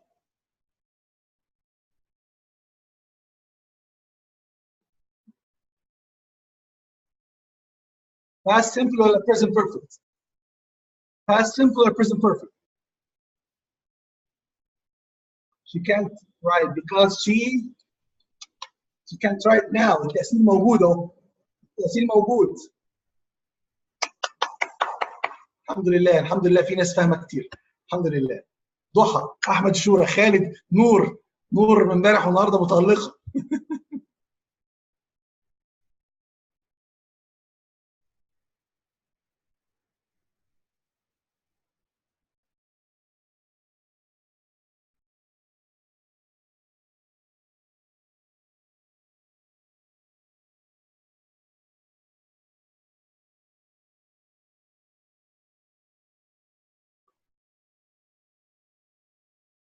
واو.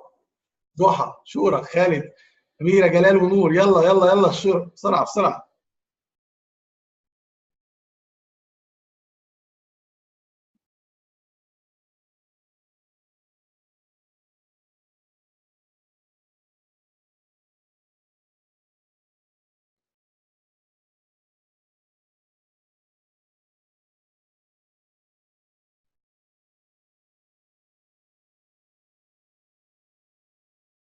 ضحى، شورى، نور، رضا. يلا يلا نور حكيم، فيري جود. يلا.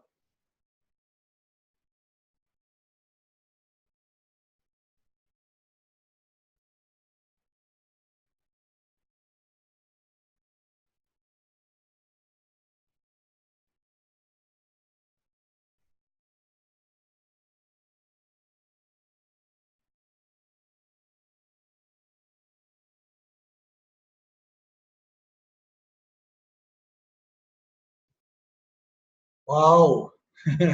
نور. يلا يا نور.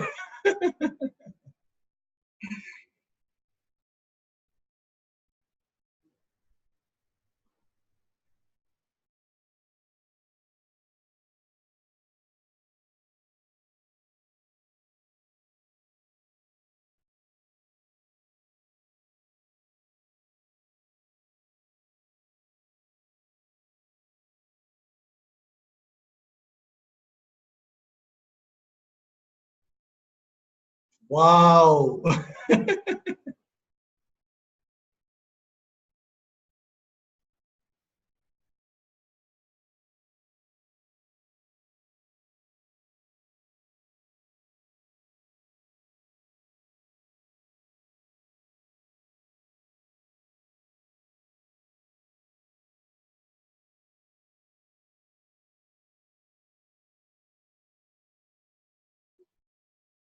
alright. شورى، يلا يلا يلا تاني بسرعة.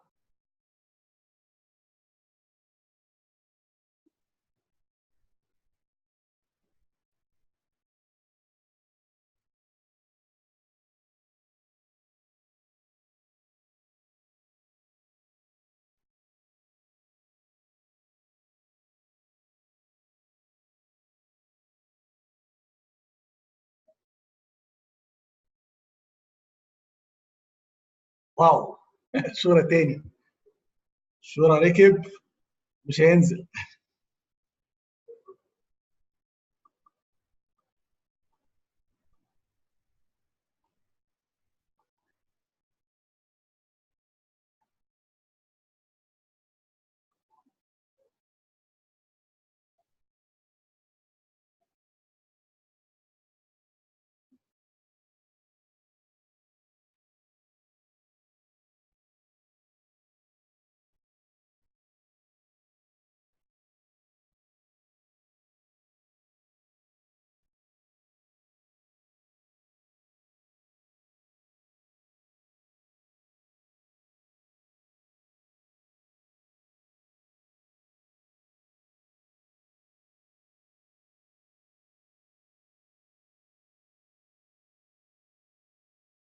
Oh.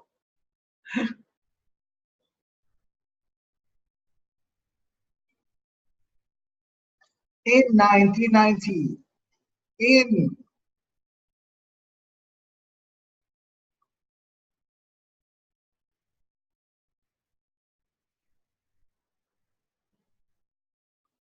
in in ان وراها سنه، ده باس سمبل على طول.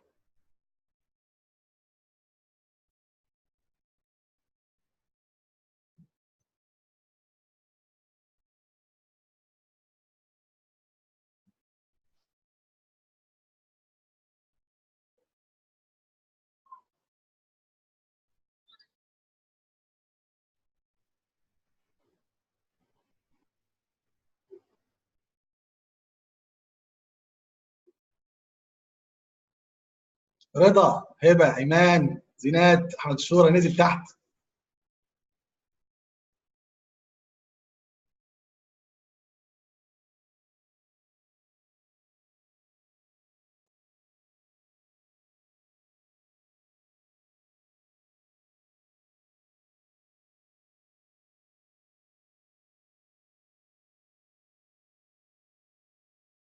واو.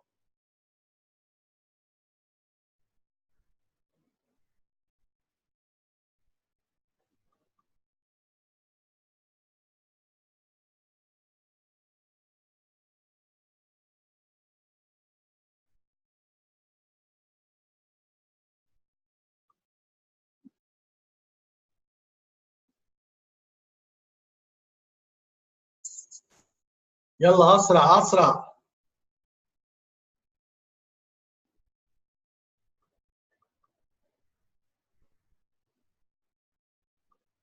سنس خلاص قلنا سنس اوف وور بريزنت بيرفكت.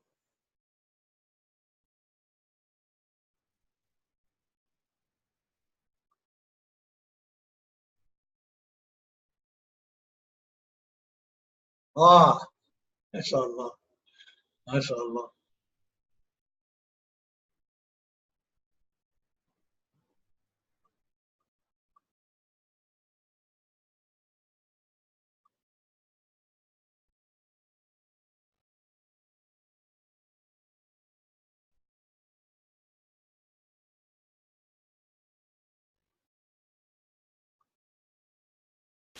واو. يلا يلا يلا تاني، كملوا كملوا كملوا. الخمسه كلهم ستات، الرجاله نفسهم قصير. الرجاله نفسهم قطع.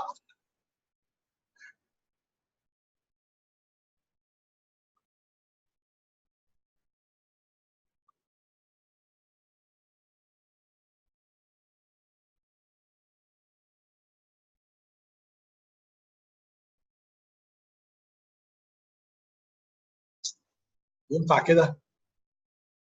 هبه ورضا وهند وزينات وايمان، مفيش ولا راجل؟ ينفع كده؟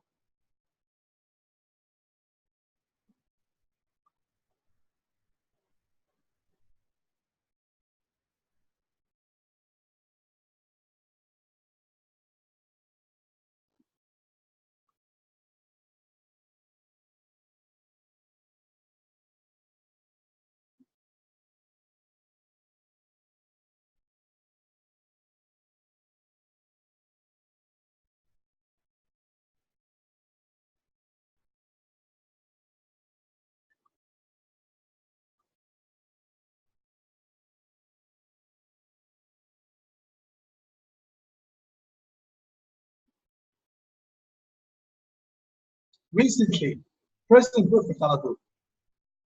ها. blue.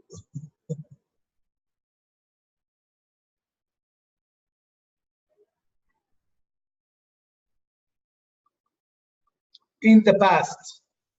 in the past.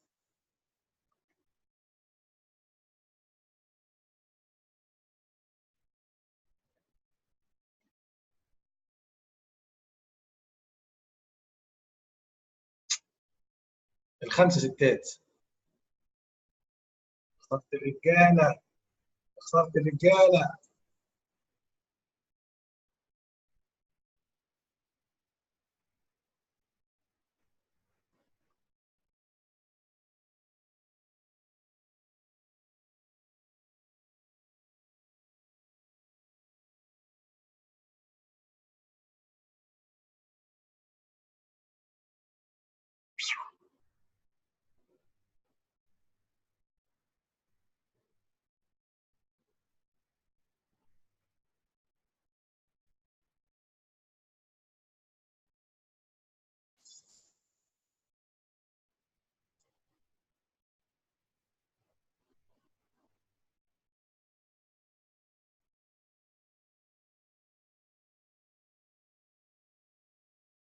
هم الخمس ستات. يلا يلا يلا يلا يلا، فاضل اثنين يا رجاله، فاضل اثنين يا رجاله.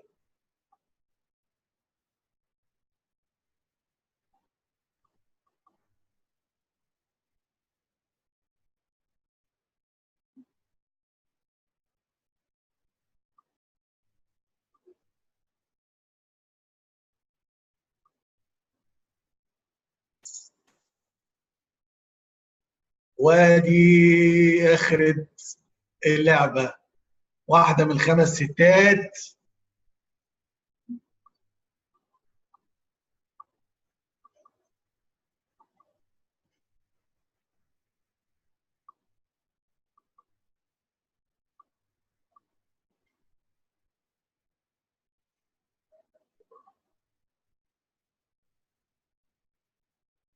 واه، يا ترى، يا هل ترى مين؟ مين؟ هبة. هبة، بعدين هند، بعدين إيمان. excellent excellent excellent. very good very good very good.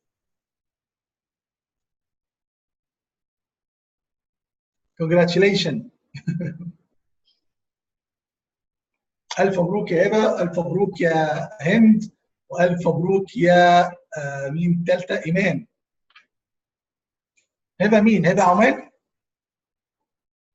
هبة عمان ولا هبة مين؟ هبة مسقط؟ عمان، أيوه. أوكي. هبة she's my student. proudly. وهند، هند مين؟ عندنا اثنين هند. هند مين نمبر 2؟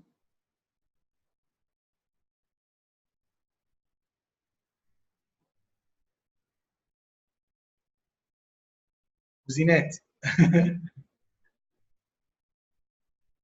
هند صلاح. شاطرة يا هند. هند صلاح. اوكي. مبروك زينات يا صديقي.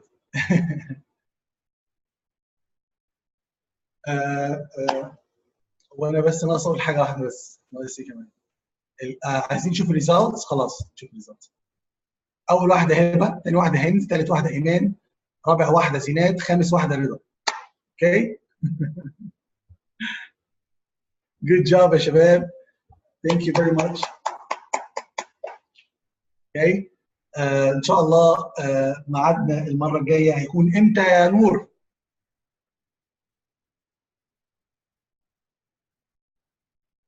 ديما. ايوه، الاربع الساعه كام يعني؟ اتفقتوا على الساعه كام؟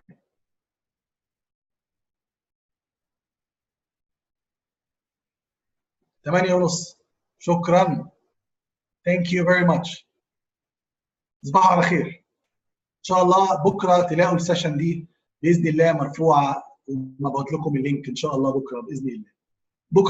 بكره يا ديما ولا مش بكره؟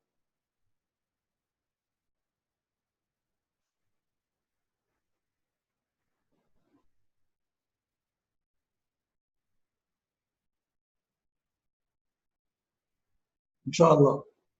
يلا، السلام عليكم. الامر لله وحده. تسلم يا رب. ثانك يو. السلام عليكم.